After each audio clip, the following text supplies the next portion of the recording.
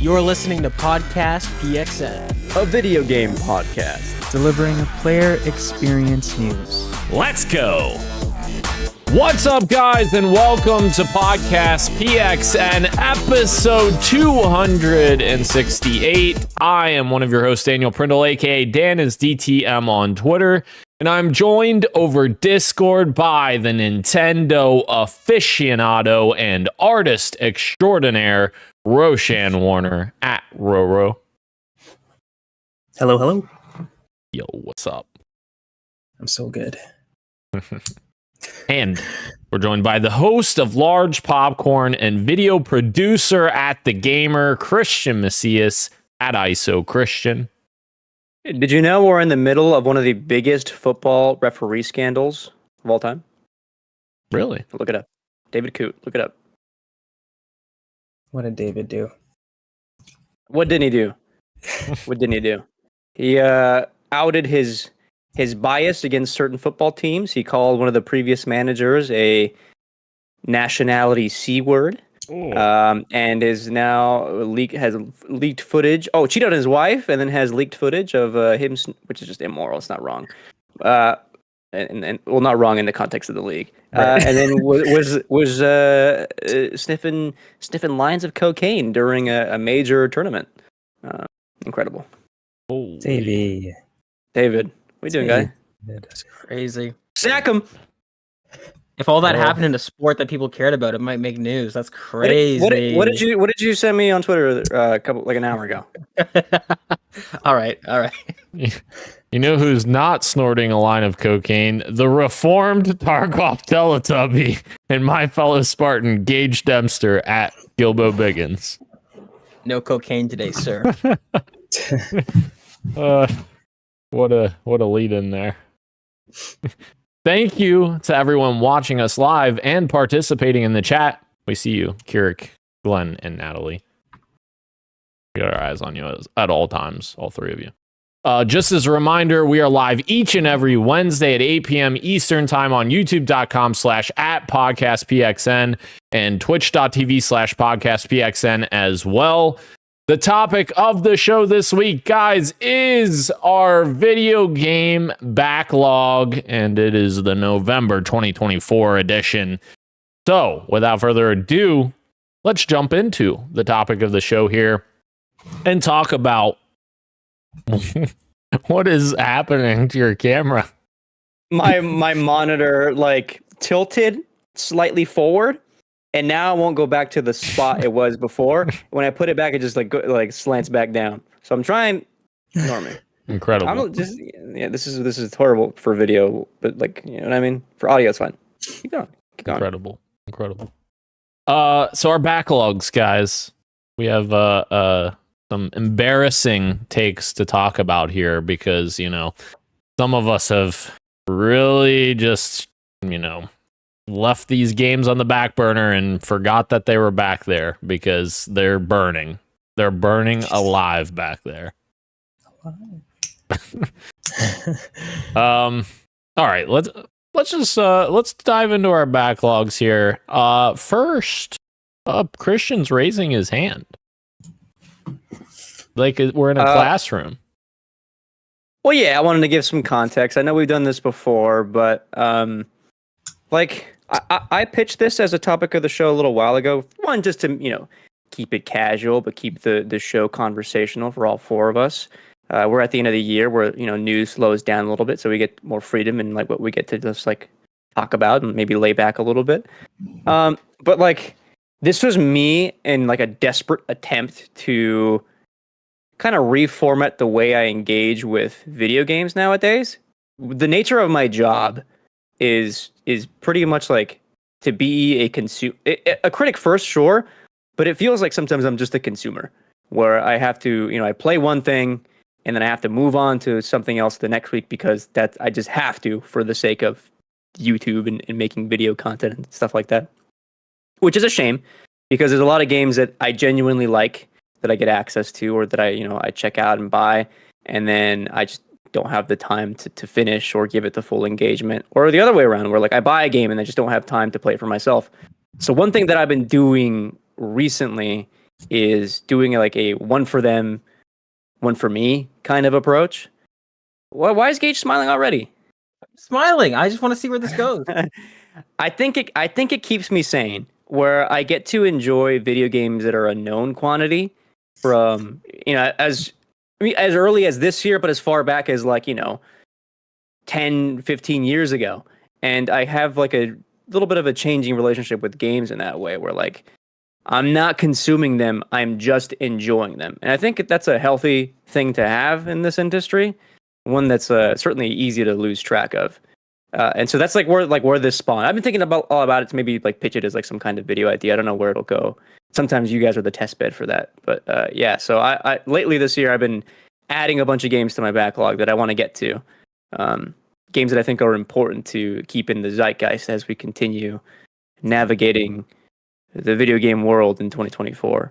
So now I am now at 56 games in my backlog. Some of them I'm playing now, but yeah, it's grown significantly over the last couple months since we last did this. Before it was like in like the 20s maybe. Wow.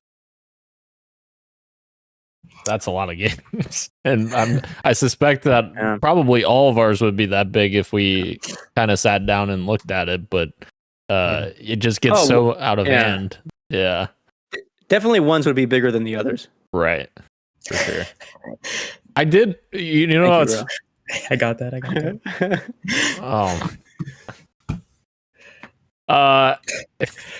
I sat down and looked at backlogged before the show because I was trying to look up ideas for Gage and Robe that were mysteriously disappeared from our chat when I was like clamoring for some ideas for them. I was like, guys, I need some ideas. And then Christian came in clutch and he's like, hey, I've got some ideas for you. And then Rogue responded. And then I was like, all right, now it's coming together. But anyways, back to the original point. I was looking. Oh, sorry. Go ahead. And then Gage comes in like, hey guys, look at this trailer that I saw that I'm not going to share. Wasn't it great? No.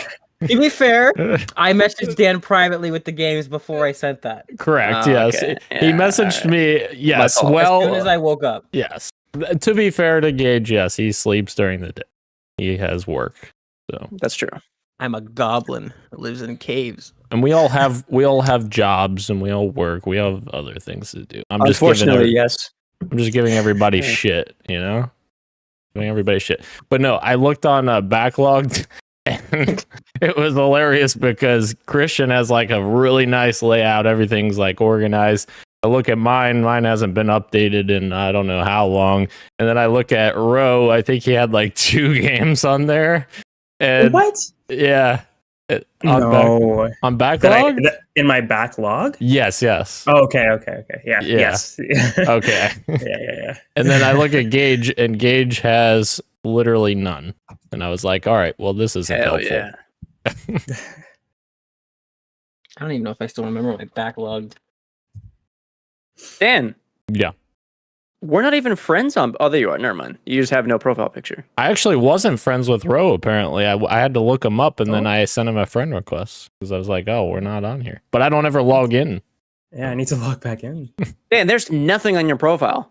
Is there? Yeah, I go to profile, it says gray. There's nothing. Oh, you know why? Because I did GG and not backlogged. I created a backlogged and then never even... Yep. Well, GG is the one I looked at and I was like, oh, I haven't updated this in a long time. The inferior product. Yeah. Because they had an app and I was lazy and, Yeah. Having an app is nice. Yeah. All right. Let's dive into some backlog games, guys. Does somebody want to start first, or do you want me to start? Anybody want to volunteer? I can start because I shared my list anyway with you guys. Well, not my whole list, but I made a separate list from my actual backlog called Priority Backlog, which is like games that I need to or that I want to get to ahead of all the others. And actually, I'm going to add one more in there because I forgot to add it in there. But I'm playing 2 of them right now. One that I've mentioned on the last episode was Metal Gear Solid 2. It got away from me because I was working on other projects, but I'm still playing through MGS2. It's still good. But recently, I saw that the Metro games were on sale. That's 2033, Last Light, yeah. and then Exodus. And I just started 2033 for the fun of it, and immediately, I wanted to text Gage because he was the one who encouraged me to like get into it. He was saying that I would like it. Nobody else except for Gage was telling me to play it. I'm joking. And I want to say real quick, video games used to have fucking sauce, dude. You start that game up, and it's like, even just getting to the main menu where you can choose like new game, continue, whatever, is like in engine where like you're going through the actual metro and like the logos of the company and the publishers are lighting up, and then you get to the game title, you go through the vent, and then boom, it's a guy at a desk, and there's all these options for you to start the game. Engage is right, man. That game is super atmospheric. What happened, Dan? Gage and Dan are right. The game is super atmospheric. My favorite thing about games of that era were making menus diegetic. Of course, the biggest one that you can think of is Dead Space, where when you press start, it's right there, opens up a little menu. His health is on his back, whatever. And this one, like, just going through, like, turning on your flashlight or putting your mask on is like in menus. But if you want to know where to get to on your compass, or like, with a compass, you have to open up your little pad folio, and you can see your notes that your character has written. You can read it, but if it's too dark, you can pull up a little lighter to like actually read what's on there, and the little compass is moving around. I got to a level where it's like I need to leave to a different area, but the market itself is closed for some reason. I can't leave the area, and the way to leave that to start the mission is to talk to this little kid who asks you for a bullet. You give it to him. You go through a bunch of back streets, and he takes you to some guy named Bourbon, and Bourbon like convinces you like, hey, I know a way out. If you get me to this area, I'll give you my AK. And that's how you start the mission. What a cool game, man. This is Backlog Gaming. Hell yeah. Dude, that fucking game literally made me want to learn a Russian accent. And it's terrible. My accent's terrible, but I love it. Artyom. Not even Russian. Just I want to learn the accent. Yeah, I don't know Russian, but his accent, Artyom. Oh, love that. The atmosphere. I can't wait till you play Last Light, because Last Light, that was my 2013 game of the year. That game was incredible. I love that game. Dude, I watched a couple of videos online. Like, is it worth it to get into the series now? And then also, like, is it worth it to start from 2033? And all of them were like, yeah, definitely. You can start wherever and you'll enjoy them. But, like, these are good games and they get better as they progress. They're all, great in their own respective regards. And I heard Last Light is like, really, really good.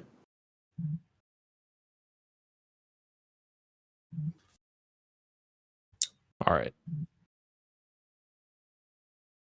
Kurik's giving us his backlog. I'll read them out real quick.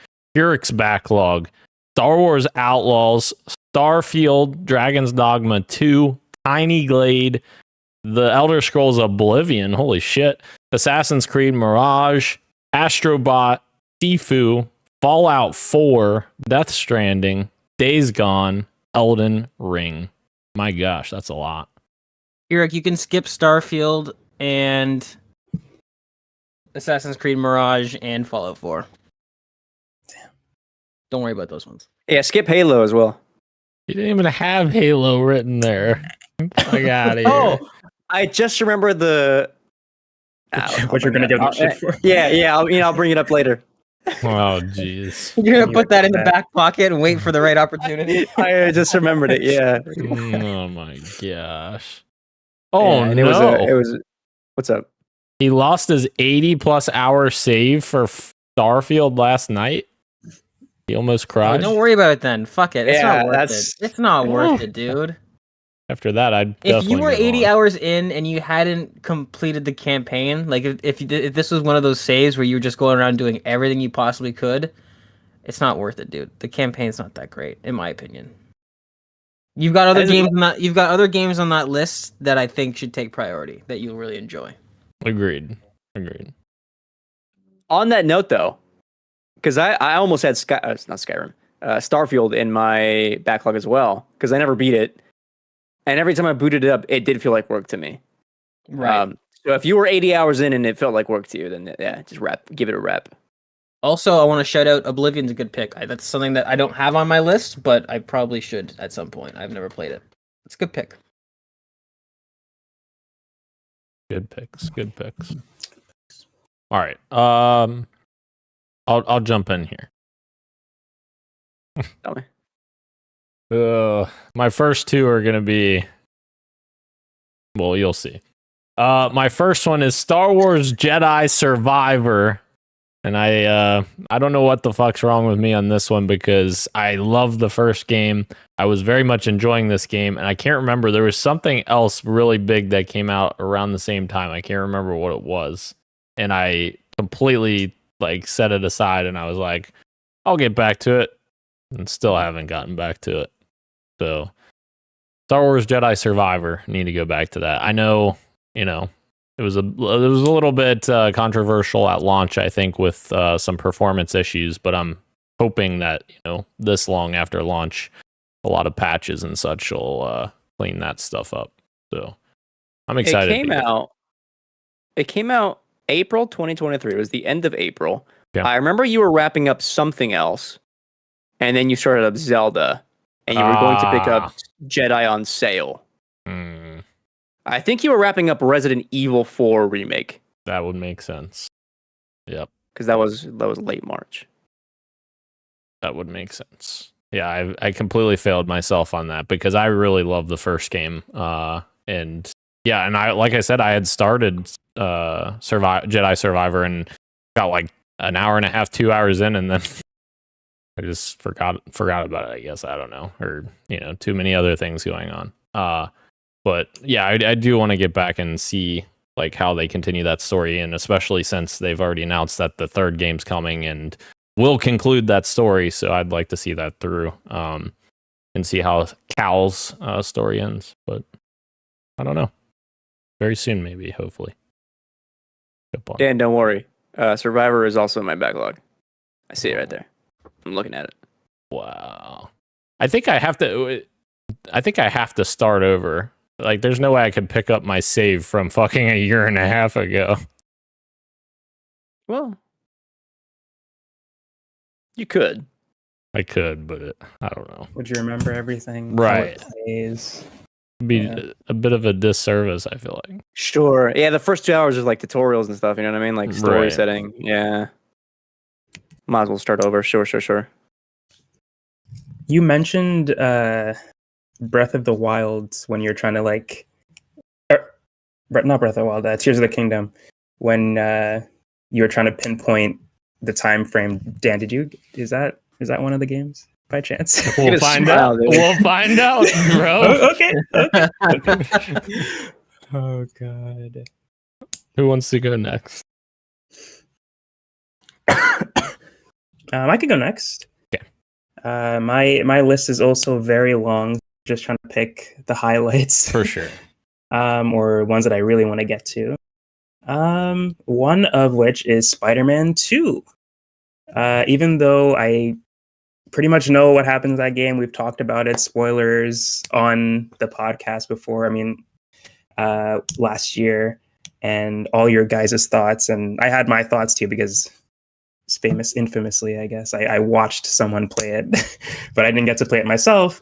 And I do still want to play that game and just experience it for myself, being a big Spider-Man fan, and just deciding for myself if I think it's a worthy sequel or not. At the very least, I want to just play as Miles again and Peter again, and just enjoy that gameplay. But I also want to see how the story how I feel playing it. But yeah, that's still on my list. I want to get to it someday. I know if it comes to PC, that'll be great. True. Early next year, right? Yeah. Roll told me he's going to go buy a PS5 Pro just for Spider-Man. Yeah, That sounds like Ro. I still can't believe that PlayStation was $500. The PlayStation Pro that I showed you guys was $500 instead of $1,000. That was crazy. Should have got it right then and there. Right. That was a crazy markdown. Yeah, it was marked down that day too. That was the Pro? It was the Pro, yeah. Oh wow! What the heck? I know. I should have got it. Resold it. Yeah. Because Canadian. How much is it a Canadian? Like a regular? Yeah. I think 965 or something, or Oh my 865. Gosh. It's something Dang, like that. It's Colin. ridiculous, yeah. Wow. Tuxedo Sam. Gage, what you got? Hmm. Mm. So many things, Daniel. So many things. I'm gonna do. I guess I'm gonna start off with this easy one, which is that I still need to complete, and I think I should, because of how far I got in it. I still need to complete Dragon's Dogma 2. Which Eh. Oh man. well, it's funny that you say that because the reason I bring this up is because I sat down and I thought to myself, like, why didn't I finish it? Because, like, judging it by the sum of its parts, it's not a bad game at all. It's a very, very good game. But it just didn't, I don't know, there was just something to it. And I'm wondering if I go back to it now, if maybe I can have some fun with it. I want to see, because the boss fights in that game is some of the stuff that they do best. Yeah. And I think I was maybe just at the beginning of the third act, I want to say, is where I left off, if I had to guess. So I'm pretty close to the end. I really, really adore the first game quite a bit. And I feel like it's one of those things where it's like, I should just do this on principle. I should just finish this game. So we'll throw Dragon's Dogma there. That's Dogma. work. That's forcing it. Oh, you're so You know what I right. You know what I mean? We don't need to do this. You're right. I was talking. Harley called me today, and funny enough, we talked about Dragon's Dogma 2, because he actually did finish it, but even he like still feels like the malaise of playing through that game. He was so because he loves the first one too, and the DLC. He was so let down by the story. He's like it's almost like on the back burner, that story. Like it was not the focus, which is a shame because the exploration and the like fighting the big monsters was like so fun, and it was, man, it really was, but that story just goes nowhere. Yep. All right, now you know what? Dragon's Dogma 2 off the backlog. This is why we're talking about it, so we can talk each other off the ledge. That's true. You know, Such a good. Dan, you need to go off the ledge. We need to push you off. Kyric's in the chat defending Dragon's Dogma 2. He says it's good. It's back on the list. Back on the list. That's fine. Christian, what else you got? What else is on that backlog of yours? Yeah, I'm gonna throw in some stuff. Just quickly mention some games that I mentioned last time we talked about this. Prey's still on there. Since then, I've bought Prey, so I own it now, and I will be playing it. It's just a matter of when. I think I also mentioned LA Noire last time we talked about this. Again, I also picked that up, so I also own that as well. Recently, I know Max Payne is going to get a remake. Remedy is just starting to work on that. But I want to play the original Max Payne 1 and 2, which I never did. I only played 3 from Rockstar. So I bought 1 and 2. They were on sale for it was like $3 for both of them.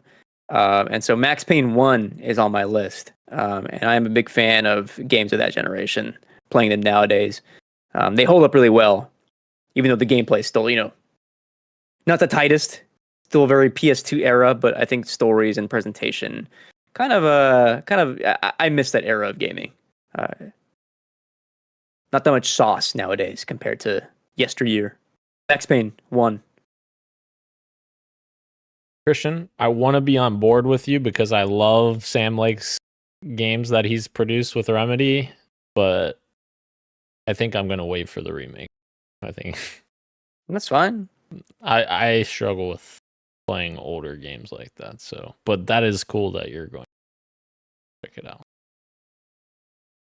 I'm a person that enjoys remakes, but in my opinion, I see gaming the same way I see movies, where we have the Criterion Collection in movies. Hey, these are movies that we want to preserve and have as an artifact of history and time, get with the surrounding context and kind of elevate the medium a little bit. And gaming is very much throw away the old version, let's remake it for a new version. It's well, I do see the logic in that. RE4 remake, also great. RE2 remake, fantastic. But I also want to see the original versions as well as they were. For sure. Preservation. Let's keep preserving our games That's true. instead of replacing them. Sony What? with Horizon, right? Yeah, that's pretty fucked up. Sony is one of the worst offenders nowadays, huh? Yeah, it's remakes and what do you call it? No, the other one. Director's cuts. Live service. Oh, yeah. Oy vey. All right. Another game in my backlog. I'm only mentioning it because eventually I'll get to it, but I think this one's going to be on the back burner. Like if you had like a 4 deep back burner, I'd probably have it like on the farthest back, the 4th deep back burner, ready to burn back there. Because it's Star Wars Outlaws, another Star Wars game, and with the new shakeup of new creative director and with some of the like technical issues and things they're still working on with patches with the game, I'm going to let that thing just bake on the back burner there, let it cook a bit, and then once it's cooked up a bit more, then I'll give it a go. I can't believe Dan has like Tears of the Kingdom halfway through, and he decides his backlog is nothing but 7 out of 10s. No, you wait, Christian. We're not there Let's yet. play these 2 7 out of 10 Star Wars games. What? That's awesome. In Wait a defense of minute. 7 out of 10 games. Jedi Survivor? I don't think so. Mhm. About to look this up right now. That's Jedi There's some Survivor is an fantastic- 84 right now on Open Critic. That is respectable. No, I know what it is there, but like, let's be real. You play that game and it looks like that's a 7 out of 10 game. It's good. But it's good. That is good.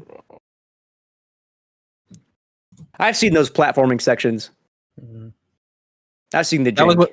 that's what threw me off of the first one. That was one of the first things you do is a platforming section, and I was like, But the thing is- But the thing is, the first game was awesome. Like, I love the first game. And the first game's reviewed worse than the second one. Gamers. gamers. Anywho. All right. We'll get to those other ones, Christian, very soon here. Ro, what else you got? What else you cooking on some burners? My other one is I'm gonna say I was gonna say Stellar Blade, but now I'm not gonna say it after that. It just seems too All the perfect. more reason, dude. Yeah. It's not even on the list, but it should be because I do want to play that.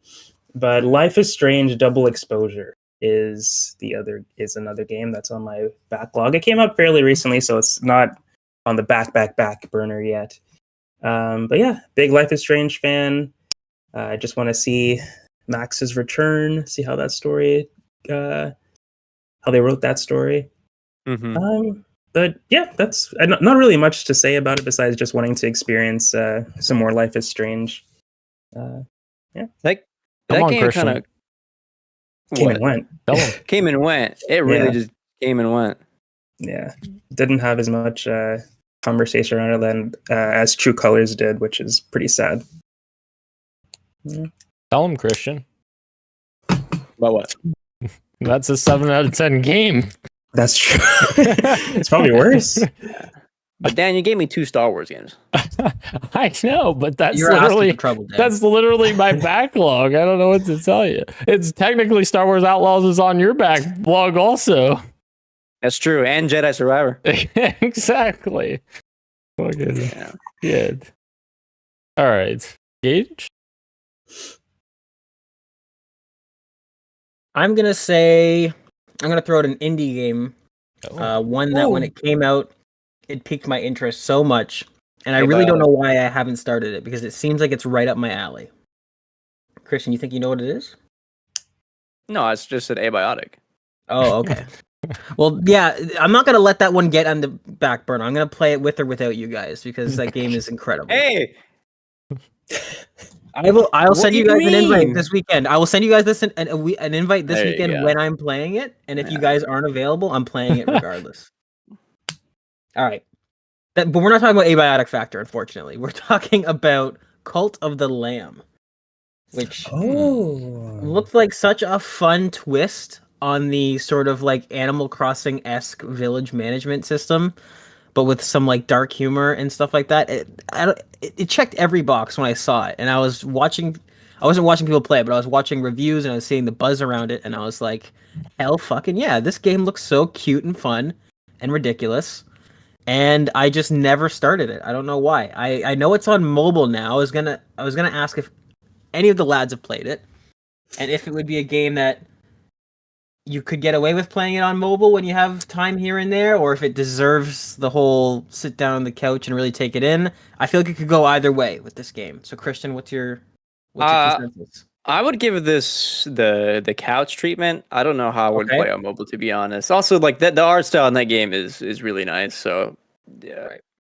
and I think it would feel way better on a controller because like there is action moments, like there is combat. Okay.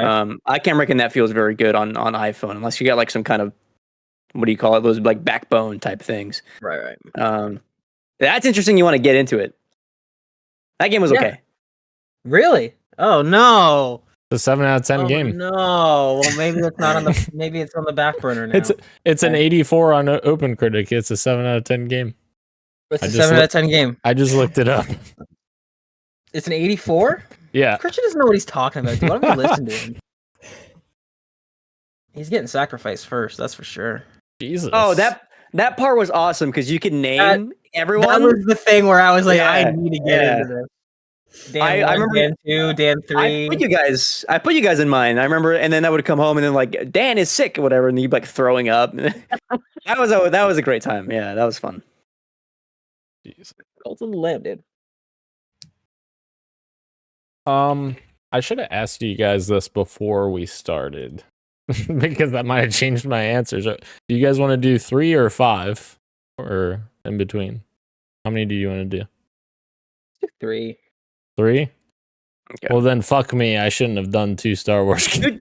Okay, do 4 then, Dan. Do 4, Dan. All right.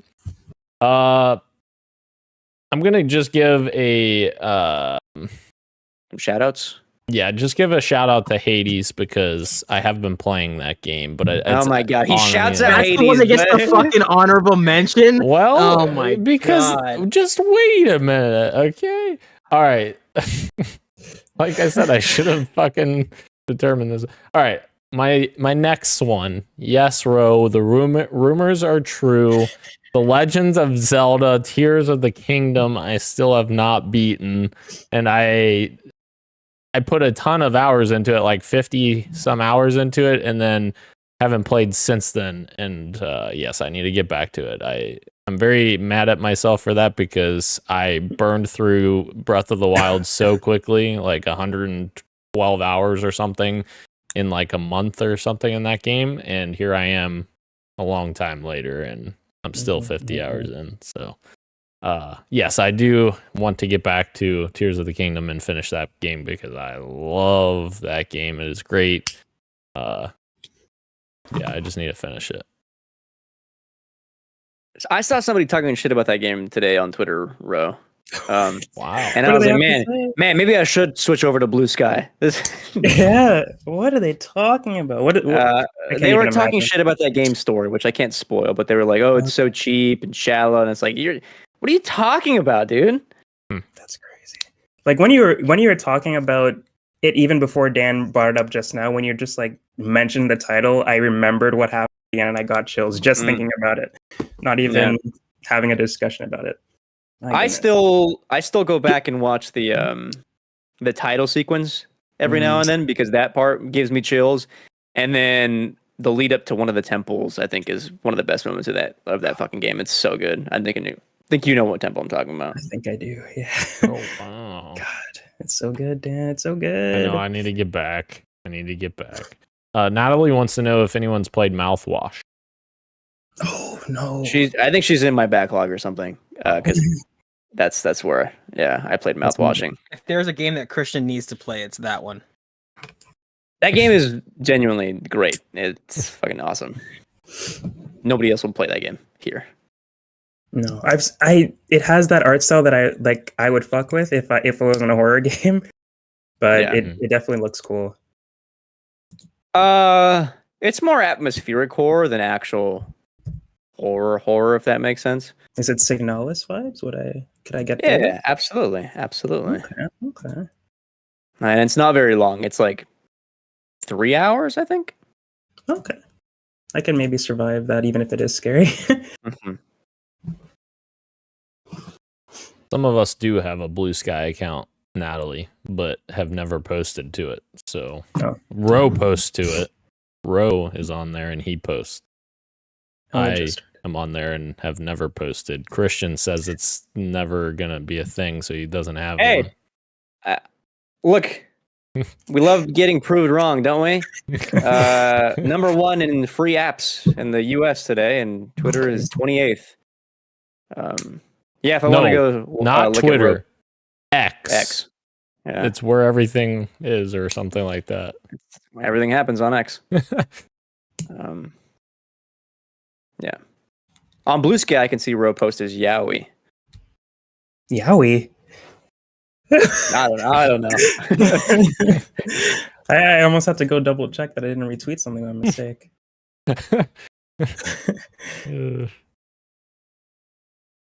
Ro, what else? You got another game? Your backlog game?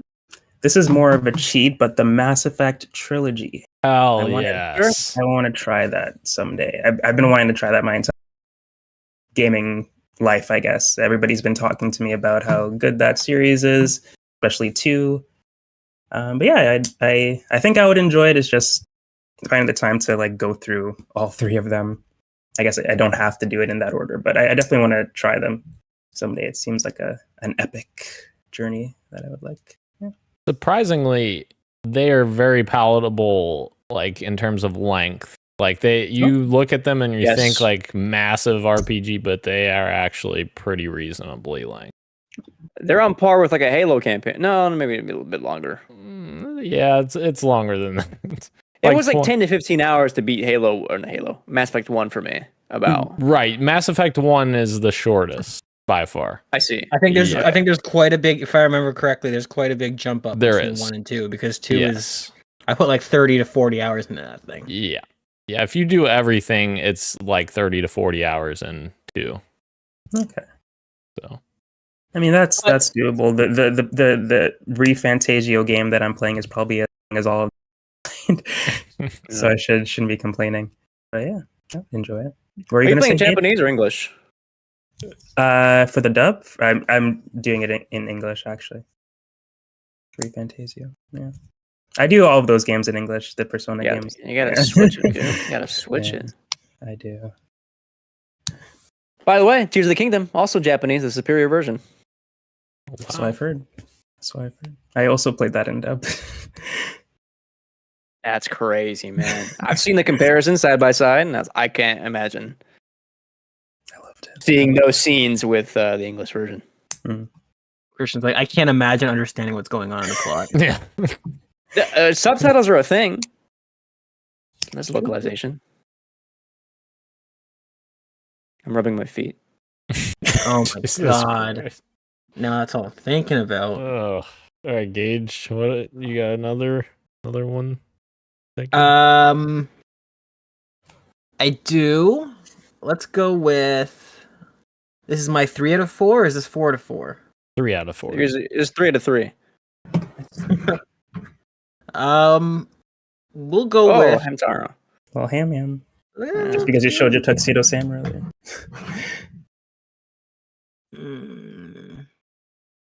Somebody show your bishop. Never mind. Let's go with. I don't even know what the character's name is though. That's Halo Reach. That's Buck. That's Buck. Yeah. This is ODST, not Reach. He had his name on it. And that's Frank. No, it's not Frank. Pip Boy. Vault or Pip. Well, no, it's Vault Boy. Vault Boy. It is Vault Boy. Yeah. No. He's on the Pip Boy, but it's Vault Boy. Let's go with BioShock Infinite. Which what I say, Daniel? You were right. That was one Which- of the games he texted me. Is a franchise that I almost completely ignored. Not for any sort of disinterest, just because I just missed the mark. By the time BioShock Infinite came out, I think I was ending high school or something like that, or maybe was in high school. I saw it all around me. It was all the rage. Everybody was talking about it. Like, it felt like when Inception came out, everybody's like, "Oh my god, BioShock Infinite! Did you see what happened? It was crazy." And I was like, I haven't played the other ones. Fast forward, a decade or so, Dan's convincing me, play BioShock, do it. I sit down, play BioShock Remastered on PC. I'm like, yeah, it's pretty good. Did you finish it? Pretty good. I did. Okay. I told him, do I need to play BioShock 2? He says, no, you can just jump into Infinite. I was like, all right, bet. So, Infinite, it's coming. I think that's probably near the top of my list, just based on probably how long it's going to be. The first one was like, what, 7 to 8, 9 hours? Nice little jump in, jump out adventure. I'm guessing Infinite's maybe a little bit more than that, but probably not too crazy. And those are the kind of games I'm looking for right now. I don't want a fucking Pyrrhic Starfield adventure where I'm spending 80 hours only to have all my shit get wiped. I just want a nice little in and out adventure, and Infinite seems like it might be perfect for that. Hell yeah. That's awesome. I can't wait for that. And it'll prep you for Judas coming soon. It will, which seems like a pretty close spiritual successor to BioShock. Very, very cool. Infinite is like Call of Duty, and we're like, it thinks it's telling you a smart story. No. Wow, the contrarian. I rears his ugly don't head again. agree with that. I don't. You know what, agree Dan? with that. Say it again, Dan. I would bet you a Garrett wager that if I could go on a time machine back to 2013, Christian was probably all about Infinite. I was. I know. I can tell you right now, I was. There was a moment where I was talking to Harley. And I was like, "Dang, is this better than The Last of Us?" I think they're different games, though. You can't compare it to. This is a whole other conversation. No. I'm just saying. Yeah. That's where I was in 2013. Yeah, for sure. All right. June 2013. I forgot what I was gonna say now. Shit. I love you too. You have a fourth game, Christian? I have a third game. We're on number 4, aren't we? I only gave 2. Metro and Max Payne. Did I skip you?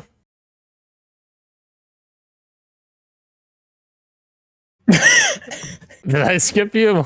I'm sorry if I did. I only gave 2. Metro and Max Payne. Oh shit! I've been waiting here patiently, rubbing my feet. I'm very sorry. I'm very sorry. I got distracted. I'm gonna run through a couple of honorable mentions then, real quick. How about that? Okay. I want to get a flight stick and play Ace Combat 7. Throwing that out there. Gage told me to play Days Gone, and I like Gage, so I'm gonna try Days Gone. That's still Hell there. yeah! What do you mean hell yeah? You knew this. I want to play through Alien Isolation for sure. 2 more honorable mentions: Donkey Kong Tropical Freeze. Why not? Gotta have some fun thrown in there.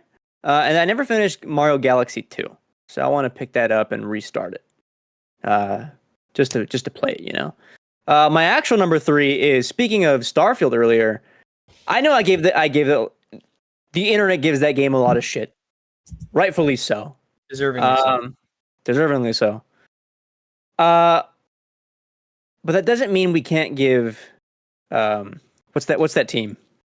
Bethesda Game Studios. Previous Bethesda games, their flowers. I know people love Skyrim. I've spent a lot of time listening to Skyrim music. I know I gave Oblivion a shot, and I wasn't quite about it at that point in my life. I'm in a part of my life where, like, yeah, maybe I can look back and try out Skyrim. Now in my older years, I guess. In this moment in time. Skyrim? It's my backlog, baby. I've never even touched Skyrim. I know the intro. I know there's dragons in it. I know the music in the mountains is really pretty and nice, and that's it. I'm gonna say something crazy because you haven't played Fallout either, right? No, but they're in my Steam thanks to you. I don't know if Gage agrees with me or not, but I personally would say choose a Fallout game before Skyrim. I have New Vegas. That one's thanks to you. Which I know 3 is the favorite, but also people like New Vegas, but that's also not Bethesda. That's a Right. different team, right? I could be biased. I'd argue New Vegas is probably the favorite. 3 and New Vegas are kind of like Halo 2 and 3. Like there's Yes. people that love both. Yeah. Yeah. Mm-hmm. Okay. Yeah, Solid I info. agree with Dan. I agree with Dan. Yeah, I mean Obsidian, right? Obsidian is one of those studios that is underrated, and well, maybe not underrated. They do kind of get their flowers, but they've got that underdog spirit, and I think I agree with Dan completely. I think you would really enjoy New Vegas. I think you'd enjoy 3 too, but I would definitely prioritize those over Skyrim. Although Skyrim, even though I don't have an emotional connection to that game, like say a game like Red Dead 2, but I feel like Skyrim is one of those games where it's like, man, if I could play it over again for the first time, it was very like, that was such an immersive sort of like sucked in experience. So I mean, you can't go wrong with Fallout 3, Fallout New Vegas, or Skyrim. Those are all great picks to play for the first time.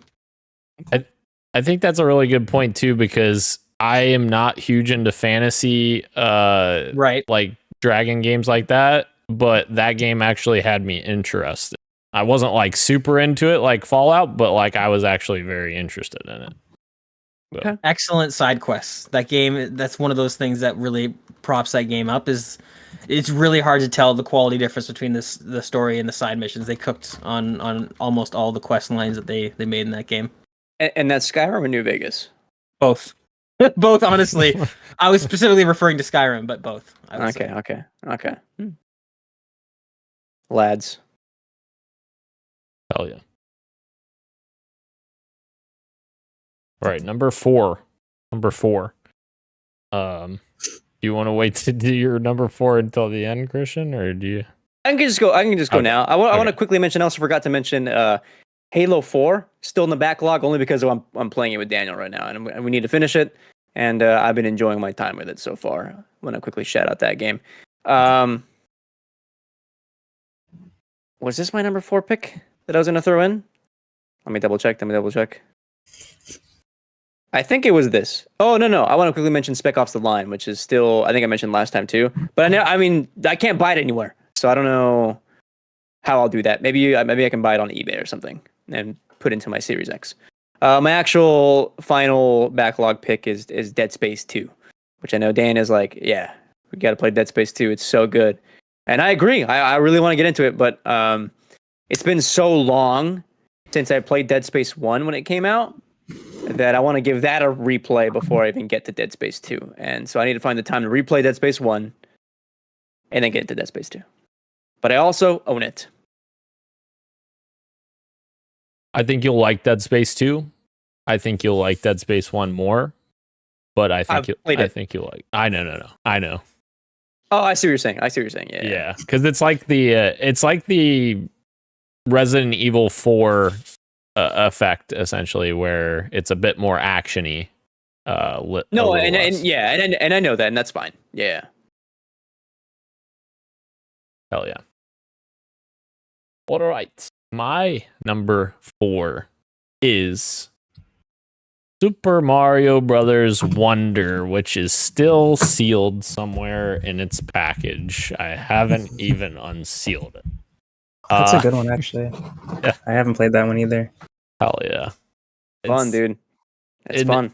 I bought it because I got there was like a discount somehow through GameStop, because I remember going to my GameStop and not realizing that they moved locations, and I was super confused because I couldn't find them because Google Maps didn't update that. But anyways, yeah, I bought it because I got some kind of discount on it, and yeah, it's still sealed. So I need to get to that because it looks like a lot of fun, and I always enjoy the 2D platformer Mario games as well as the 3D Mario games too. But you can jump into that. Let me know when you do. It's a fun one, and it's not long. Very digestible. Hell yeah. Bro, you got a fourth one? I do. I'm gonna just shout out Sonic X Generation or Sonic X Shadow Generations. Obviously, I want to play that. There's another game called Night Witch that I started a couple years ago. That's like a cool Metroidvania that I never finished, but I really enjoyed what I played so far. The other game that I want to play is called Wanted Dead, and it's like Yes, sir. it's like an action RPG shooter melee sort of game. It came out, Karaoke. yeah, karaoke. It came out in 2023, and when it came out, it got pretty mixed reviews, mostly bad. I feel like I don't remember exactly, but it didn't come out to like raving critic reviews. But I recently watched, and that kind of like made me like, okay, I could put this on the backlog, play this later. And then I watched a video recently. I think it was a Jacob Geller video, and he talked about that game and how much he liked it despite it being weird and kind of bad. And it made me bump it up a little bit more. And it's like the Spider-Man 2 situation where I just want to experience some of these things for myself and not go off of my friends or the internet and just experience it for myself and for my own opinion. But yeah, it looks like a game that I would enjoy despite it being really bad, according to the IGNs and the critics out there. So Wanted Dead is on my list. Very cool. Gage, you got a fourth one up there, or maybe a franchise A franchise? that we're gonna play? I know what you're trying to get him to say. I know. You're the master baiter, Dan. He is. Nobody does it like Dan. Let me say that. Jesus. Nobody has the capacity to do it like Dan. Yeah, okay, I'll pick that one. I'll say my backlog. Okay, the honorable mention I'll shout out is Hollow Knight, which I've not even touched yet. That should be the fourth and final, bro. I know, but it's not because Dan masturbated me into. Hey, you could have flip flopped them. No, honorable mention. Come on down. Could have flip flopped them. Down to the suburbs of Kentucky. Hollow Knight gets a honorable mention. I know it's incredible. I've heard so many good things about it from everyone who's ever walked the face of the earth. Wow. Let me buy you that game. Do it, please. But my actual number 4 pick is going to be a bit of a cheat. Multiple games, as Dan was alluding to. I am going to finish off the Gears of War franchise. I've definitely played 1. I've definitely played 2. And I've maybe played 3. We're gonna find out. But there is 2 more after that. I think Gears of War Judgment and Gears of War 5 mainline. 4 and 5, yeah, and Judgment. Is Judgment not one of them? Judgment, or is that a spinoff? Judgment is a spinoff, and it's a prequel. Not really necessary, and it was made by People Can Fly, who made Bulletstorm. It wasn't as good in my opinion. So okay, it's a skippable one. Skippable. So we got Gears of War 4, Gears of War 5, but Dan and I are going to sit down and we're going to play through 1, 2, 3, 4, and 5. So I will eventually get to the backlog once we get there. Dan, you're a hero. You're a champion for agreeing to sit down with me and get through these games because I would not be able to do it. If I am left to my own devices, I will procrastinate given any opportunity. Given even an inch of wiggle room, I will procrastinate. So if I have you there with me, I'm sure it'll be a much smoother process. I'm very excited. Hell yeah. I'm excited. It's good. Underrated story, in my opinion, is the Gears. I'll be the judge of that franchise. It's no Hollow Knight. There's not as much testosterone in Hollow Knight, though. That's true. Dumb. Keurig, just a shout out real quick, said, I hated the original Bioshock and called it Biosuck, but played through it to the end. And by the end, I fell in love. Played it from start to finish again immediately after that. Hell yeah. Yeah, I love that game. That ending. That ending was just so great. I love that. I love twist endings. We need more twist endings. But make them good. stories. Oh, there we go. Like Hollow Knight. Yeah. All right. Moving on. Unless anybody else has any other mentions before we move on. Yeah. Me and Ro are gonna get super into all the platinum games. We're gonna play Astral Chain together. Yes, I'm looking at your list here. Is Vanquish a platinum game? It is, right? It is. Yeah. It is. Yeah. I own it. Yep. I also own it. I haven't beaten it though yet. And I know you and I both have Omori on our Yes. backlogs. Yeah. Oh yeah. All right. Let's move into the PXN news of the week, guys. Our first news of the week item is we got an extended look at a couple of Xbox games that are upcoming, one coming this year, one coming next year. So we'll start with the one that's coming this year, and that is Indiana Jones and the Great Circle. Got a 15-minute gameplay video on the Xbox YouTube channel. They published this, and I watched through it, and I think after watching through this, I think that what I'm realizing is this game is going to be very much my speed, but I don't know that this is going to be as widely adopted as I was thinking it would be originally. Like, thinking about what this game was going to be. Because you guys already talked about, like, you know, Indiana Jones, not that big of an IP or whatever. Like, it's a bit bit of an overreach, I guess, in terms of like saying it's a big IP.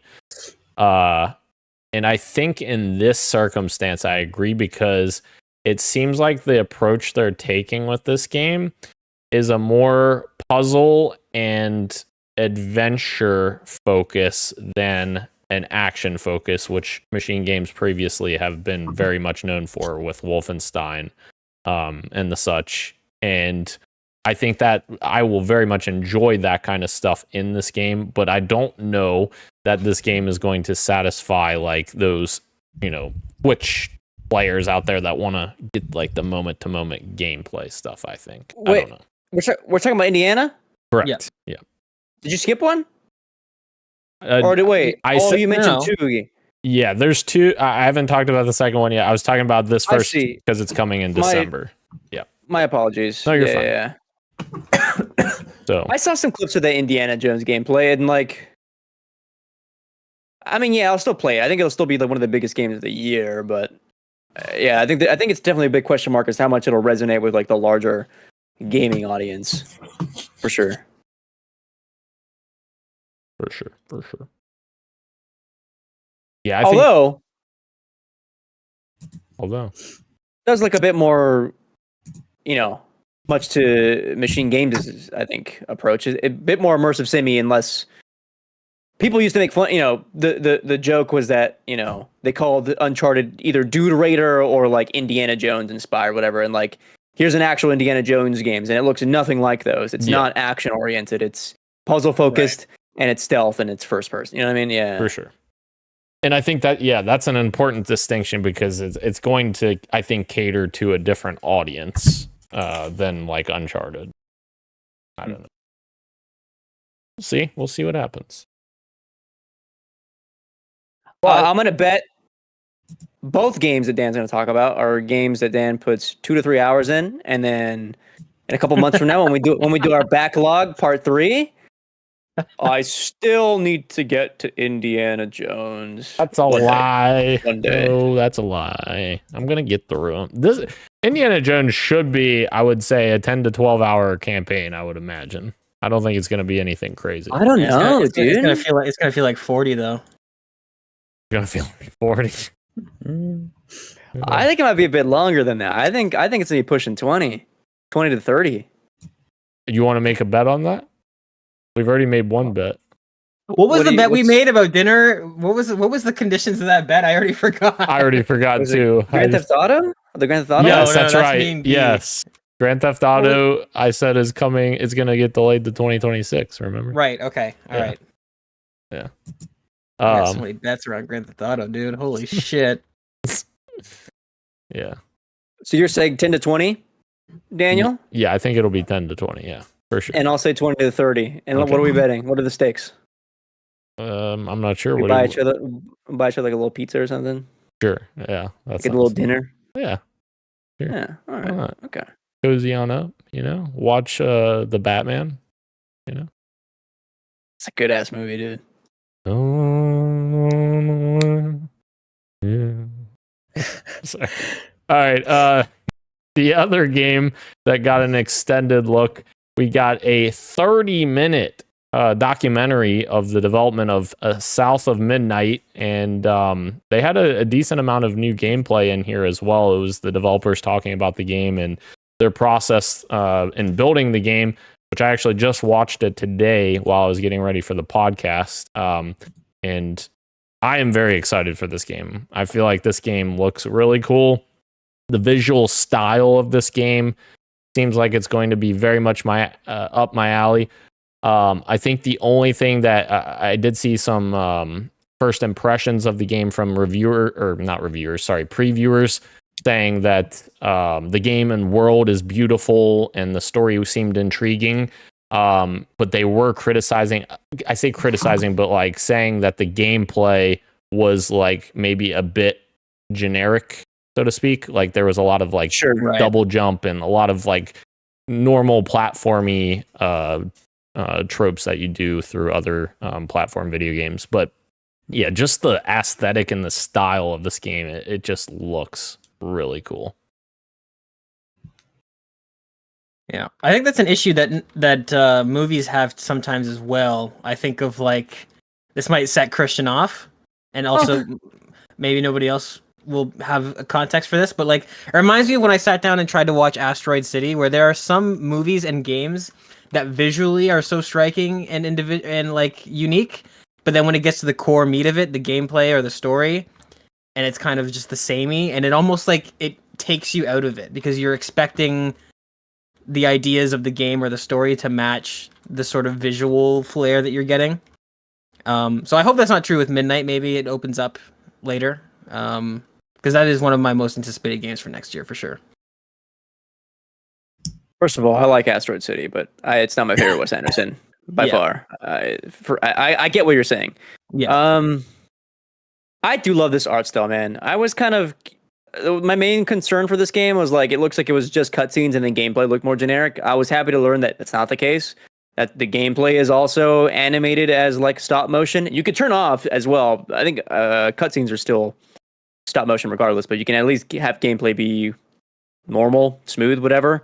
But I think it looks fucking stunning. And the way they kind of make the was it marshlands or swamp, kind of the swamp areas, the bayou, come to life. Like there's so much color in these various locales. I think it looks stunning. And yeah, I think when I saw gameplay of it, it did look a bit too generic for me. And that's the part where like I did get like turned off or like, okay, I see all the like things that I do like about it, but if the gameplay is this, then I don't know how much I'll get out of it or if I have the time to sink into something like that. But I do have high hopes for it. I hope it does well. I'm concerned that those guys online are going to be really weird about this game for very obvious reasons, and I think that's a shame. That's a DEI character if I've ever seen one. Yes. Stupid ass. But yeah, the art style looks really good. I agree with what everything that you guys are saying. It feels like completely different games, but similar issues where like how Concord had like an art style problem, but the gameplay was good. And the opposites may be happening here. Obviously, this is super early, but art style is beautiful, but the gameplay might be a little lacking. But yeah, I hope it's not. It looks like it would be a great time if they could land gameplay part of it. Yeah, I don't have much to add onto what you guys are saying, but I just hope that they can nail it. I think my biggest concern with this game is with the developer, because I'm concerned what Microsoft's going to do when this game releases and doesn't sell gangbusters, because I feel like it's going to be a similar situation to Hi-Fi Rush, where it's like a pretty well received game. It may not do as well as Hi-Fi Rush, because Hi-Fi Rush's gameplay was like top notch in my opinion, but and like style, and art style. yes, and both, yeah, absolutely, yeah. And like if this game releases and is essentially in the same position, and like, you know, I think this type of game where it's like a platformer, it already kind of narrows your target audience a bit. And if they see like not a ton of people are playing this game, like what's that going to mean for Compulsion Games? Like, is Microsoft just going to be like, oh, well, this didn't do that well. Sorry, guys, we're closing you too. Like that will suck if that's the case. Sure. For creativity reasons. I will say on the reverse end, though, like, there's always worries with Xbox. You know, people like to worry about Xbox's marketing. I think sometimes, rightfully so. Other times, I mean, we know that the big games are going to get that big marketing push. This is a smaller game about a black character, and it's getting marketing love from Xbox, and it's getting a developer like documentary released ahead of time. I think like that is like the most important thing you can do in the like lead up coming months before the game like launches, which I think is like important to highlight. Like they are doing the important steps beforehand. You know what I mean? Yeah. Yeah, this is our best look at the game since yet. So yeah, it's awesome that they did this. All right. Moving into number 2 for PXN news of the week. You may have heard about an election that happened, whether you're happy or sad about it. Yeah.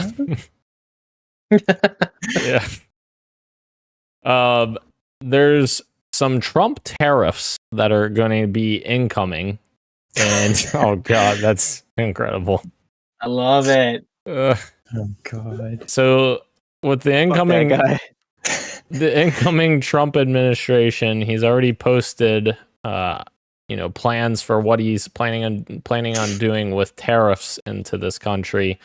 And what that means for hardware prices for video games specifically, and what you guys need to get right now before these tariffs take place, because this could increase video game hardware costs significantly. Like the tariffs are supposed to be like 60% tariffs increased, which could see your PlayStation 5 Pro go from $700 to $1,000.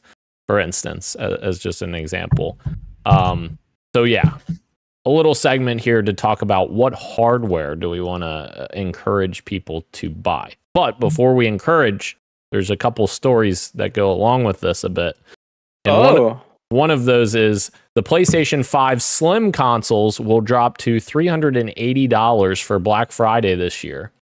So the announcement video was deleted by Sony, but it was already out there. So that may be one of our recommendations. Wow. I thought that was the digital version. It's not. It's the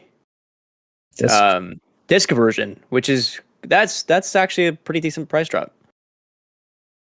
Yeah. Mm-hmm. Very good. Wait. No, that's the digital version. Oh, it's just they just had the wrong picture. Yeah, they have the wrong picture, because in the article it says it's reducing the digital version from $449 to $379, and then regarding that can't be right, because the digital is $399, so this is a $20 price, or not even $19 off. No, they increased it, right? Didn't they increase it, or am I crazy? The digital. It sounds like you might be right. Because then they say, regarding the PS5 Slim Disc Edition, which retails for $499.99, there's been no official announcement of a price reduction. Okay. Well, so we'll see. So it is the digital version, and damn, they did increase it by $50. Damn Sony. But do we encourage people to buy? Again, that's the. I mean, that's due to like chipsets and like. Yeah, all that shit. Anyway, do we encourage people to buy it? I guess if you don't have a console at this point, maybe. But also, are there games coming out that would encourage you to do so? So I'm thinking PC stuff. PC gaming is the future, right? And what better time to be upgrading PC stuff than right before a bunch of fucking crazy tariffs hit? True. That's true. Of course, That's where my head was at. we say this, but you know, Gage and Roe are just like, we don't give a fuck, you know. We don't live in America. No, That's true. That's true. it's already so expensive. So I'm that's asking them true. for advice. God. Can I say one more I was thinking about? Yeah. I think like if you haven't upgraded your TV in a while, but you do own like a new console, upgrading to like a nice 4K TV could be the move before these tariffs hit. I'm This is gonna where double. my head's at.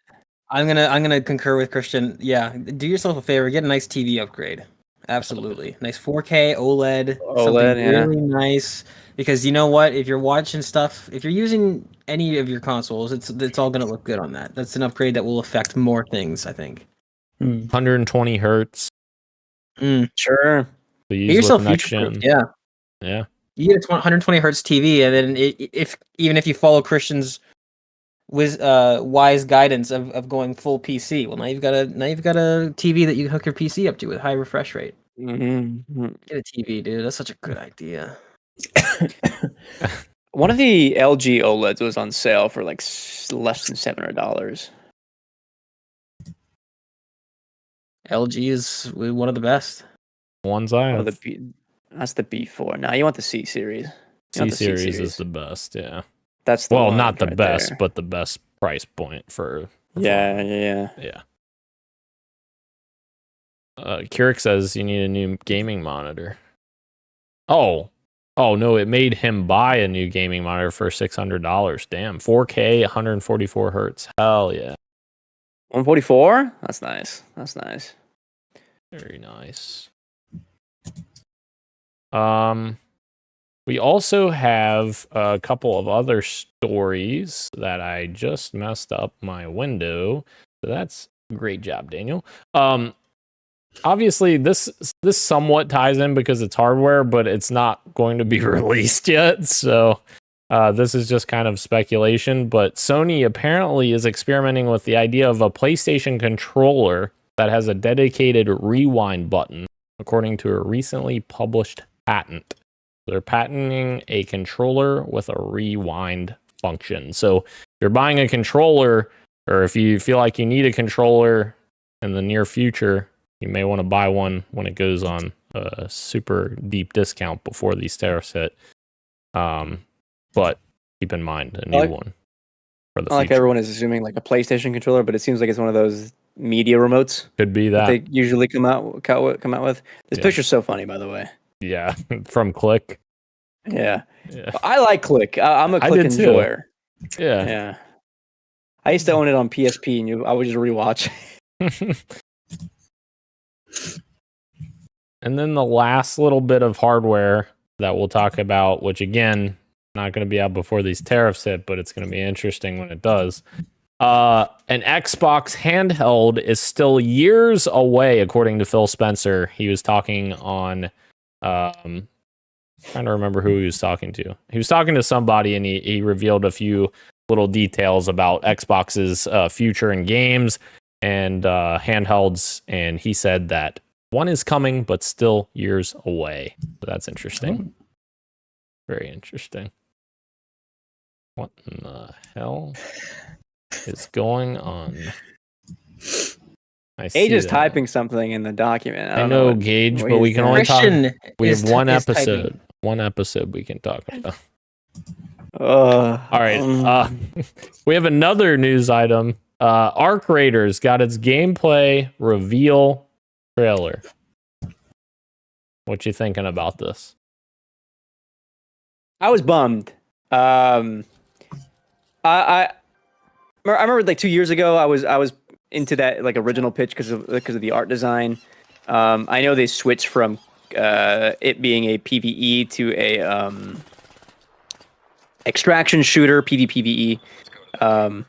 But we didn't know what that looked like, and in my head, it was still sort of along the lines of that like kind of original art style pitch. The vibes I got from the gameplay of this reveal was much. It looked like I'm looking at like PUBG footage. I understand it's still in the early stages, but like the gameplay didn't look solid. From watching the like what was it like 20-minute video, I was not big at all on the voice the lines. I mean, it's still in the early stages, so they're using AI, but they're using it for the presentation too. It was not in a stage for me for it to be revealed in this state. Some of the like interactions that you have to do with the I guess they call them the arcs, the robots are interesting, but they seem like kind of like not very ubiquitous. Like they're there in some capacity, but they're kind of just like there just to be there. One little twist that I do like though is if someone gets down, like it shoots up a flare, so that way at least where some kind of engagement is going down. That I think is really interesting. But yeah, I'm kind of like middling expectations so far. More bummed than anything. Although I was going through a bunch of comments on Reddit, YouTube, and Twitter, and it seems like people who got into the like beta testing or early access testing in early October were actually kind of vibing with the gameplay. So like at least that is from what I've read is a little bit like quelled, because we do know, based off the finals, that these guys can cook some pretty decent gameplay.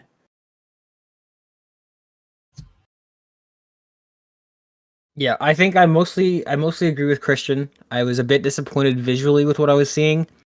But what you just mentioned at the end is what I had in the back of my mind the entire time, which is that I'm gonna wait to see what gameplay is like. It does make it a bit interesting for somebody like me who's like, I don't know if I like. The gameplay will have to be really, really positive because it's no longer a free-to-play game. It's not as simple as let me just download and try it out. Yeah, right. It's 40, which I respect for the developers. You put time into this. You want to put a price tag on it. I'm totally there with you. But for me, it went from being absolutely let's just download it and see how it is to okay, I'm gonna wait and see. And the way people talk about it has to be really something special for me to want to drop that cash. Yeah, I mean, I'm a fan of Embark. They're a very young studio, but so far with the finals, probably one of my favorite multiplayer games I've played in a very long time, at least half a decade. So we'll see. I don't know. I'm getting a sense of maybe if not rushed. Yeah, I don't know. Visually, there's some elements that worry me. I know you mentioned the flare thing is cool.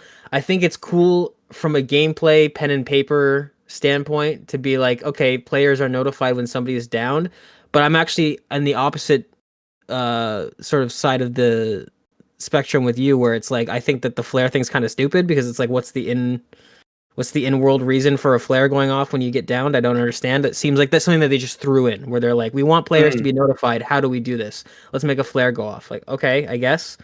I think there probably could have been a more clever way to do that, but yeah, gameplay is going to be king, and I am eager to see what the wider audience has to say about that. When you're watching a game come together and like you can tell they're using a bunch of like Unreal Engine assets. Right. I'm not saying that's the case here, but like that's the feeling I get when I'm watching this video. I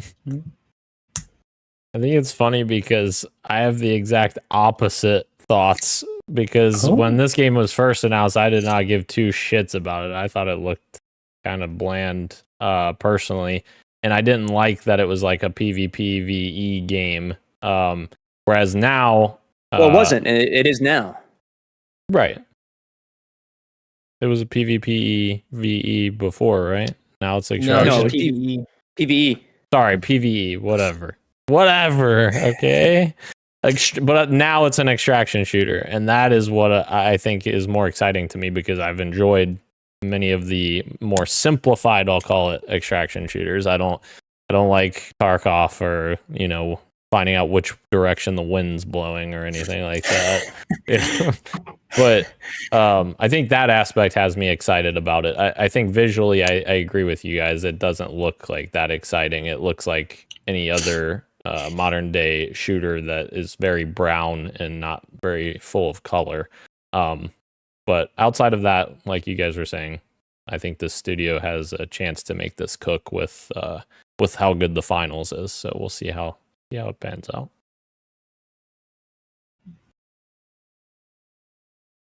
When I was watching this, I was like, oh, this is how Dan feels looking at footage of Delta Force, isn't it?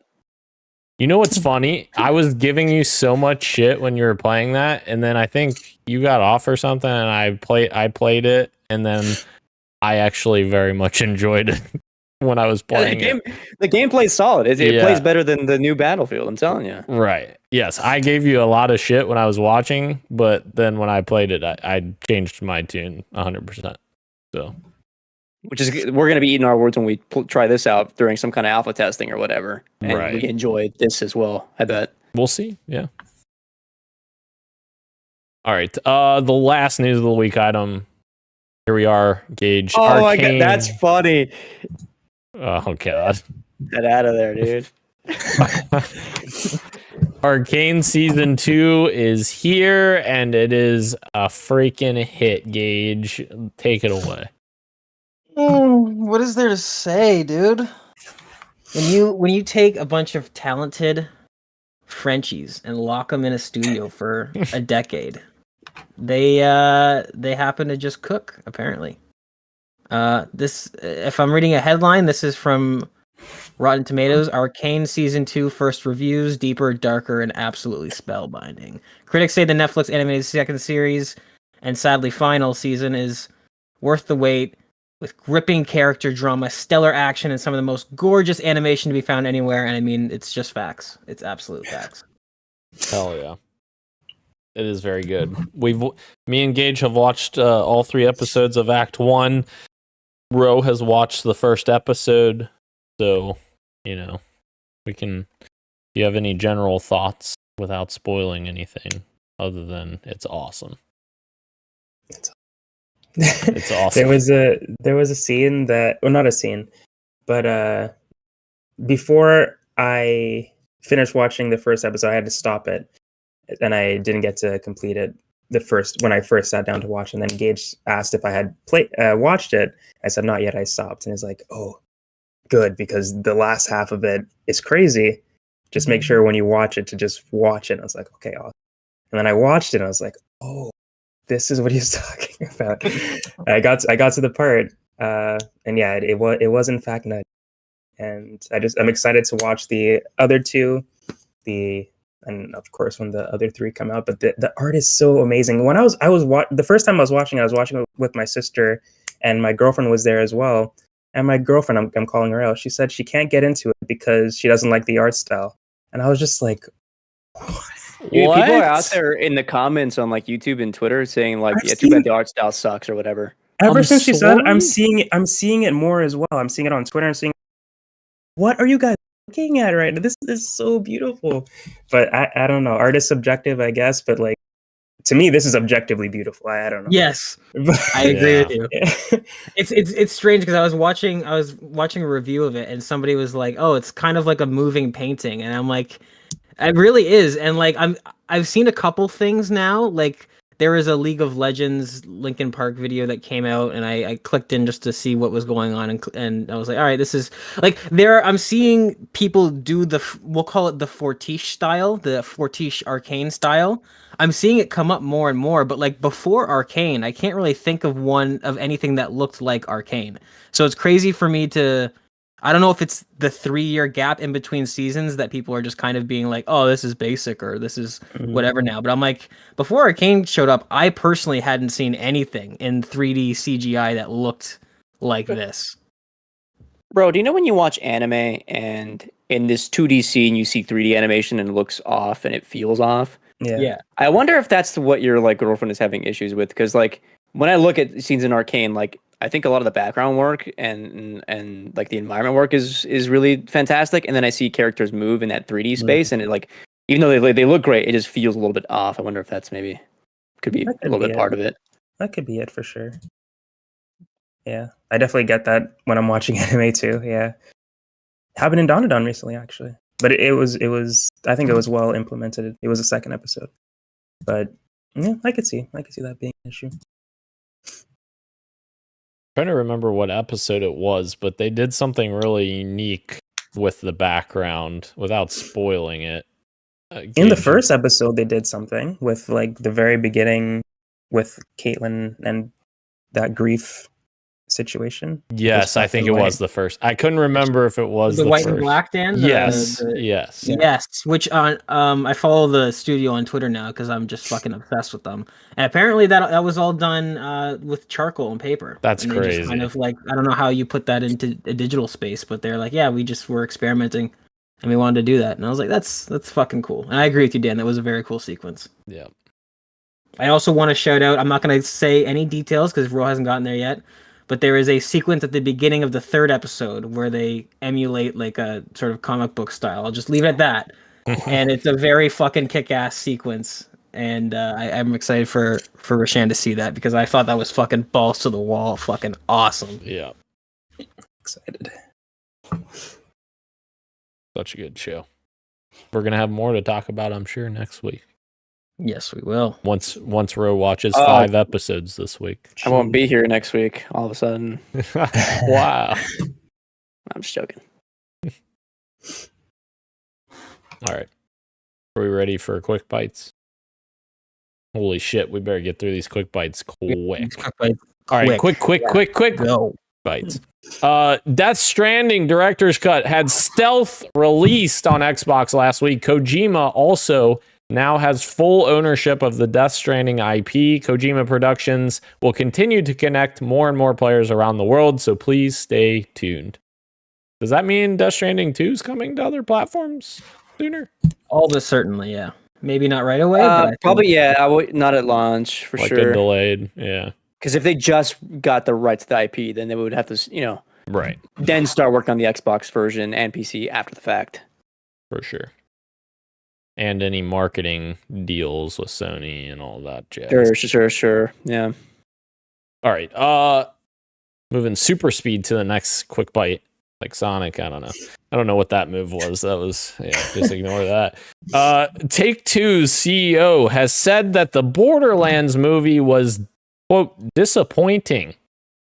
He said that said, it actually sold more catalog, so I don't think it hurt at all. If anything, I think it may have helped a little bit. So essentially, he's saying the movie was so bad that people were like, I need Borderlands, so I guess I'll go buy the games again because the fucking movie was that bad. Please, for the love of God, don't buy this movie or fucking see it.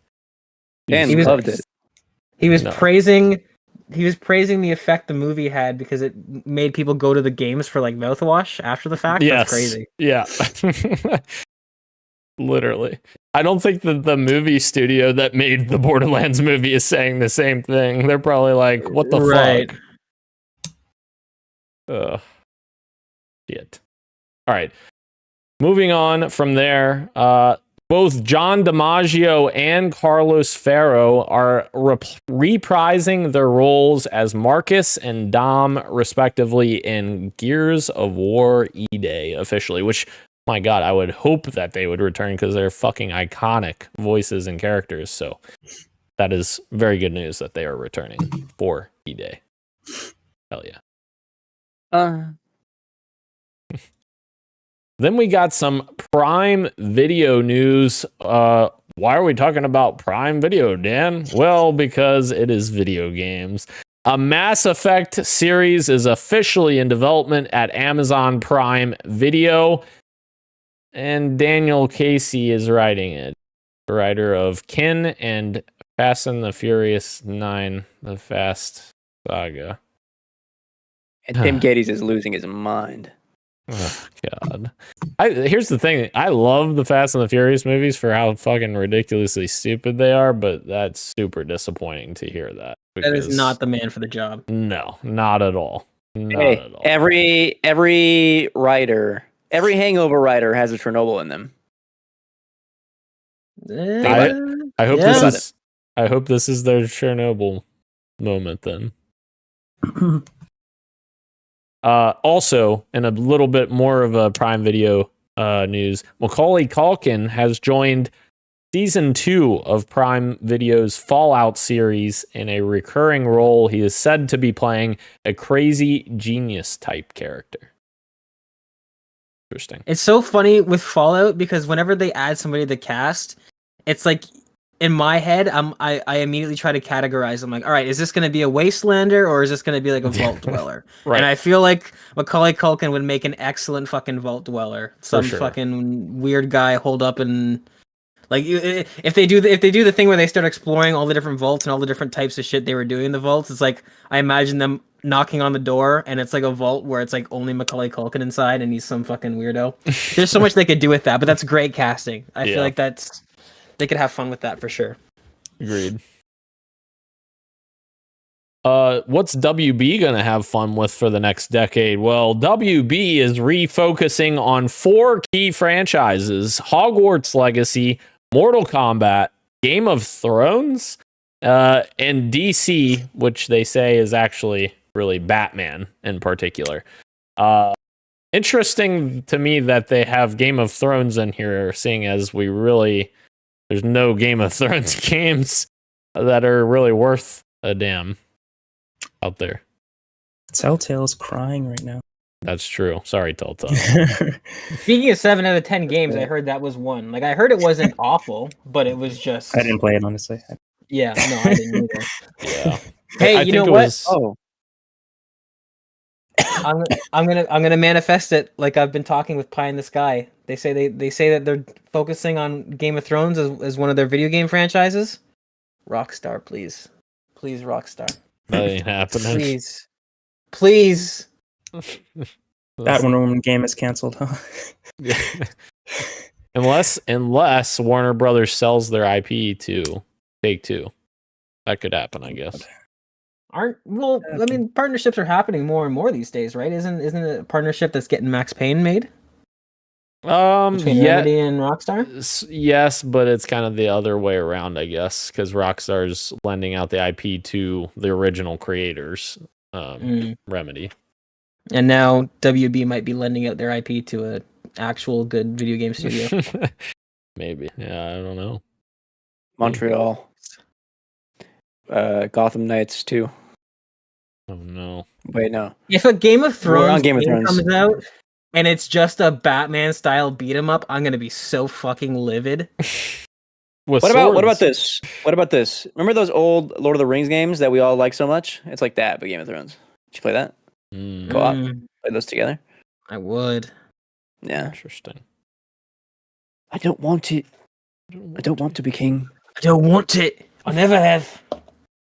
All right, and the last quick bite. Overwatch 2 is going back to the basics. Who isn't right now, as we'll talk about in the second half of this back to basics segment. Nostalgia sells. Yeah.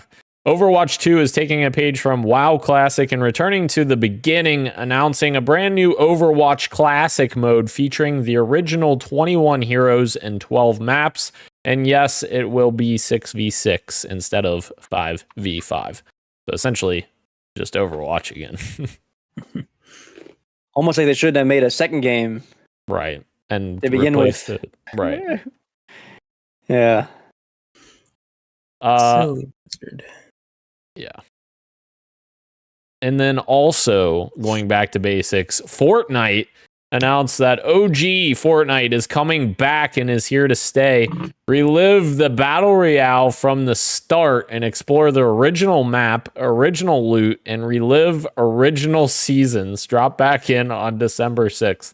You know what the craziest part about this is? They don't have to do anything at all. All they have to do is literally release the content that they already have in their pipeline, because people can use all of their content from season 1 onward. So literally all they have to do is just bring the map back and up-res it to current standards, and that's it. Boom, here you go. Here's the original. And that's just wild to me that we're to that point that it's going to be really big for 3 days and then fall off, because like the original map is, I mean, it's fun for its time, but like it is pretty empty, right, compared to how they make maps now. What are next? Well, that's the thing, What Christian. are next? That's the thing, Christian. You get to relive all the seasons from the very beginning again. So then people can be on fucking chapter 4, and these people are on chapter 1. And then 3 chapters from now, we'll go back to 1 again. And then we'll have like 5 different fucking universes of chapters. Listen, no one's more of a cynic than me, and I'm right there with you. Yeah. However, I've been playing Chapter 2 Remix, I guess. I think that's what it's called. And I gotta say, pretty fun. Pretty fun. They have the old art style, the old guns, the old locations, and none of the fucking Iron Man bullshit. Back to basics. It's just engagements with like shooting, and it's like, you know what? This has some sauce. With building. No. All right. Moving into our fantasy draft check-in. Here we are back for another week, guys. What did we have come out? We had Lego Horizon Adventures, which somebody had. Gage had.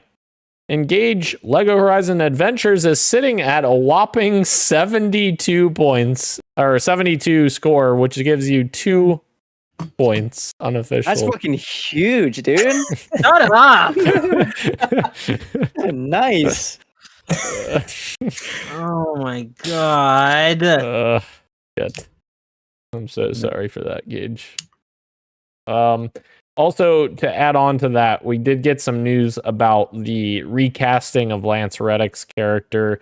Of course, rest in peace to Lance. Definitely missed the dude.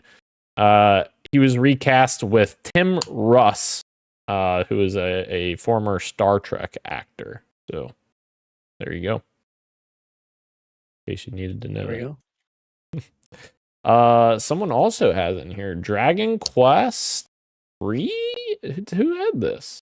Oh, Christian Macias had this. Dragon Quest 3 HD 2D remake, and it is an 85 right now, and Christian's going to complete his list with a tentative 15 more points. 213 points. Mm-hmm. You've never seen points like this. So many points. So beautiful, these points.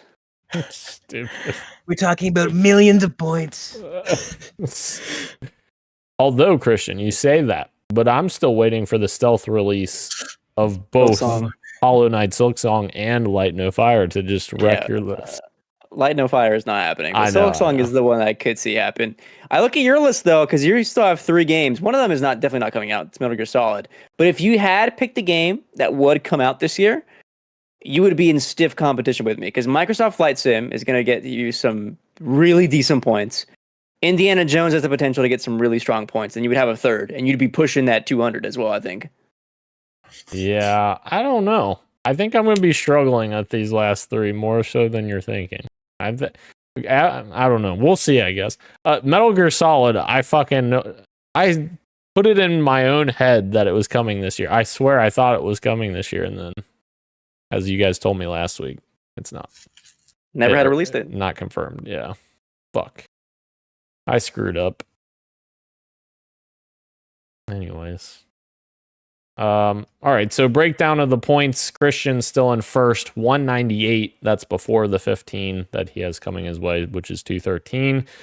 Then Roe is in second with 147 points right now.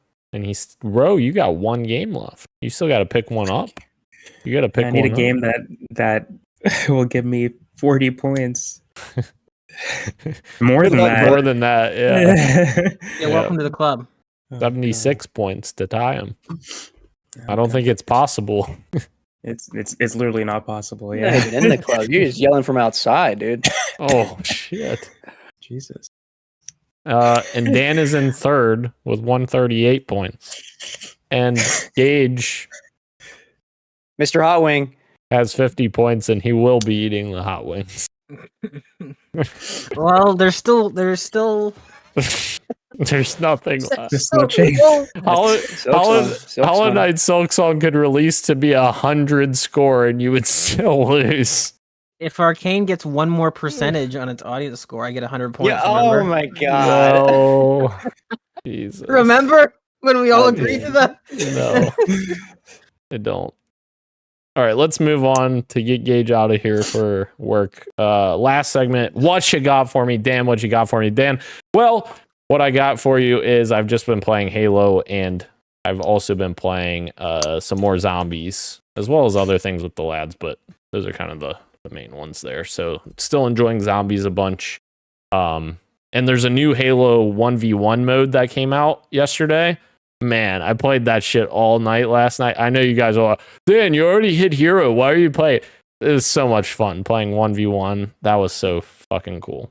So, anyways. This man has games in his fucking cellophane still. I know, Christian. Jeez, get off my back. Bro, what you got for me? No. Well, I've been playing Pokemon Pocket. I've been battling online. There's an event going on right now, Emblems, where you can get emblems for beating a certain amount of people. The emblems are absolutely meaningless, but they look cool when you put them on your profile. So I've gotten the silver badge. I still have to get the gold badge. So that means I need 45 wins. I'm at 30 right now. And yeah, having a blast. Like making my decks, trying to make it as strong as possible, collecting the cards. It's fun. It's a good time. He's almost a hero rank. It's almost a hero rank. Oh, you guys are killing me. I did hit hero rank. I forgot to say.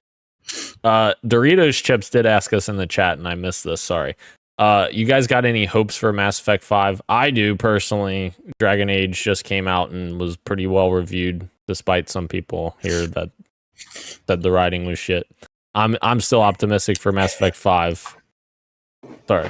Hey, give us some context. What? I didn't play the thing. We just saw clips of it, and we're like, I don't know if this game is writing. Oh, that's fair. Judging off no, that, that's fair. Yeah, for sure. But yeah, I'm very hopeful for Mass Effect 5. I love Mass Effect. So well, and they're saying Mass Effect 5 really would be Mass Effect 4 because I don't consider Andromeda 4, but whatever. That's semantics. What? Why is games writing like that nowadays? Like everyone is talking to me like I'm 13 years old. Like even Black Ops 6 was was like that.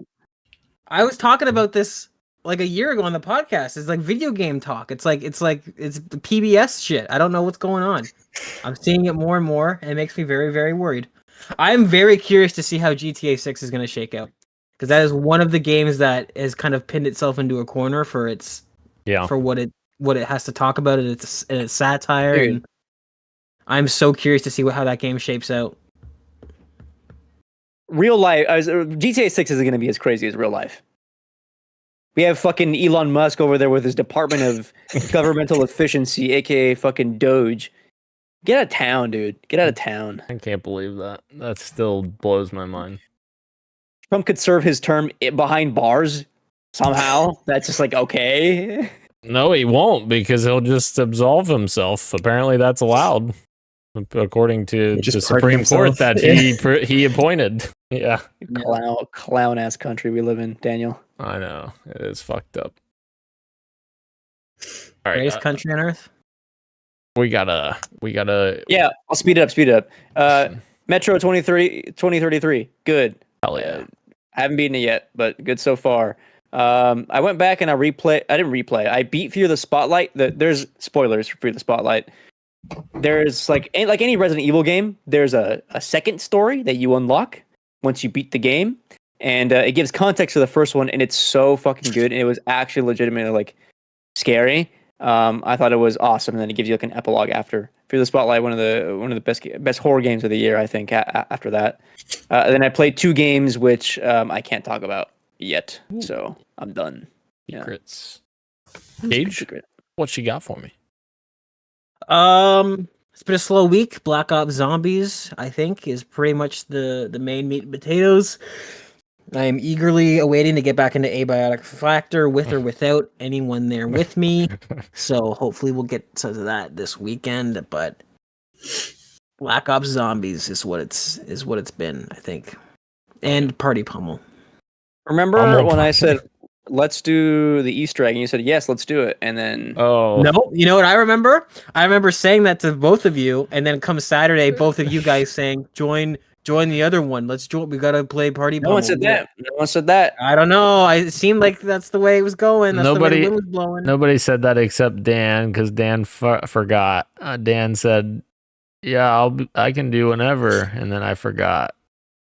So that's Dan. Same. That's Dan's fault. And Gage took the fall for it too. Glenn started ripping into me, and I didn't say anything. I just took it. I was like, "Yeah, all right, I'll take the blame." All right.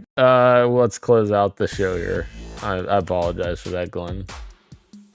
Thank you again to everyone joining us live in YouTube and Twitch, as well as podcast services everywhere, including Apple Podcasts, YouTube Music, Spotify, and everywhere else you get your podcasts. Thank you, Ro. Thank you, Christian. Thank you, Gage. I am Daniel, and this has been Podcast PXN, and we are out. Much love, and keep on gaming. See ya. I ordered Chinese food. Gotta work.